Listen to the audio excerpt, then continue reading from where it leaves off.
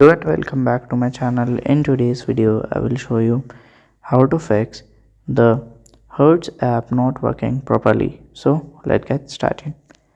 So here we can see the Hertz app. Okay, Hertz car app. So if it's not work properly, you have to follow these steps. So here we'll just click on here, then click on the I button.